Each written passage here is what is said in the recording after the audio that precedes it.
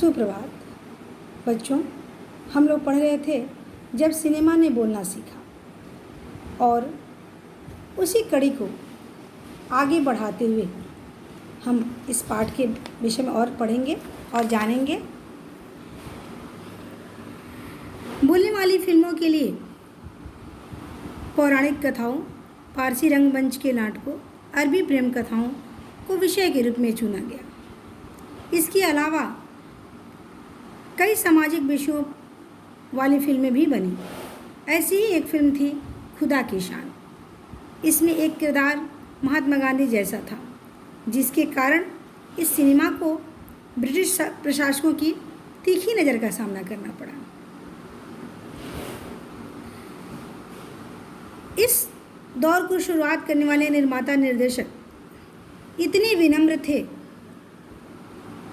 कि जब सन 1956 में आलम आरा के प्रदर्शन के 25 वर्ष पूरे होने पर उन्हें सम्मानित किया गया और उन्हें भारतीय बोलने वाली फिल्मों के पिता कहा गया, तो उन्होंने उस मौके पर कहा कि मुझे इतना बड़ा खिताब देने की ज़रूरत नहीं है, मैंने तो देश के लिए अपने हिस्से का ज़रूरी योगदान दिया है। जब सिनेमा ने बोलना सीखा तो उसमें काम करने के लिए पढ़े लिखे अभिनेता अभिनेत्रियों की भी ज़रूरत होने लगी, क्योंकि पहले तो सिर्फ अभिनय से काम चल जाता था, परंतु अब संवाद भी बोलना था।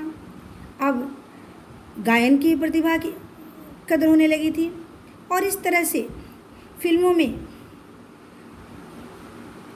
कई गायक अभिनेता बड़े पर्दे पर नजर आने लगे। हिंदी उर्दू भाषाओं का महत्व बढ़ा। सिनेमा में देह और तकनीक की भाषा की जगह जन प्रचलित बोलचाल की भाषाओं का दाखिला हुआ। सिनेमा ज़्यादा देसी हुआ।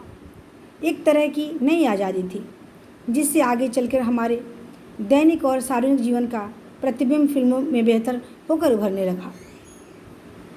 अभिनेताओं अभिनेत्रियों की लोकप्रियता का असर उस दौर के दर्शकों पर भी खूब पड़ रहा था। माधुरी नाम की फिल्म में नायिका सुलोचना का हेयर स्टाइल उस दौर की औरतों में लोकप्रिय था। नायिका सुलोचना का हेयर स्टाइल उस दौर की औरतों में बहुत प्रचलित था। उनकी केश सजा उस तरह से थी कि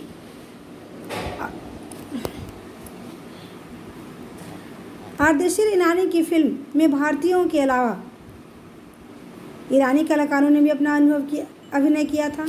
स्वयं आलम आरा भारत के अलावा श्रीलंका, बर्मा और पश्चिम एशिया में पसंद किए गए।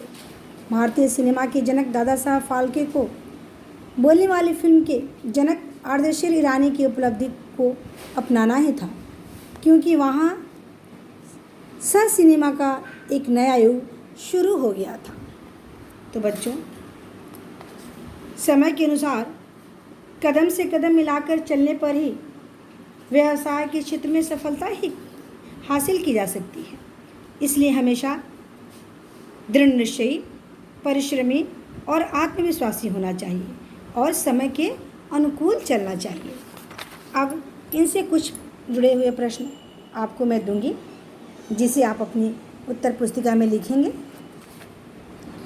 पहला प्रश्न होगा, आर्देशिर ने आलम आरा की पटकथा किस आधार पर बनाई थी? दूसरा, आलम आरा के संगीत में किन किन वाद्य यंत्रों का इस्तेमाल किया गया था? तीसरा, आलम आरा ने किस भाषा को लोकप्रिय बनाया था? चौथा, किस फिल्म की नायिका का हेयर स्टाइल उस दौर की औरतों में लोकप्रिय था? और पांचवा, आलम आरा किन देशों में पसंद की गई? छठा, पहली शावक फिल्म आलम आरा के पोस्टरों पर क्या लिखा हुआ था?